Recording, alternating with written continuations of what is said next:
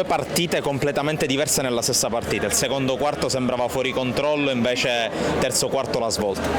Sì, però devo dire che oggi abbiamo fatto veramente una grande impresa, perché i ragazzi in acqua, specialmente nei primi due tempi, erano stanchi.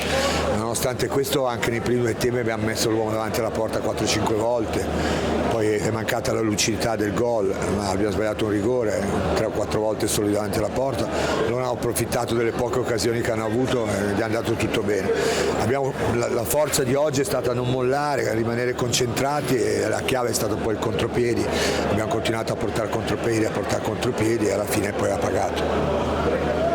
Salve coach, non mi viene parola migliore di miracolo sinceramente, punteggio pieno nel girone. In campionato state facendo abbastanza bene, peccato dicevo per l'ultima sconfitta, tra l'altro tra 2 giorni c'è il Brescia e voi dovete anche rinunciare a Wydad e a Uper, che comunque sono 2 punti fermi. Insomma, il Telimar sta facendo un miracolo, però non potete fare tutto da soli. No, poi hai detto bene, è un miracolo, i ragazzi sono stati bravissimi e ogni giorno siamo in un'emergenza. Oggi mancava Vitale, che per noi è importantissimo, a Salerno mancava Locascio, col Telimar mancava Locascio, col Telimar, col Boldadeacre, scusa, Marini, cioè ogni partita ce n'è una e noi abbiamo bisogno di esserci tutti, perché già siamo pochi e in più se abbiamo lo squalificato, l'infortunato di turno, diventa poi difficile reggere questi ritmi.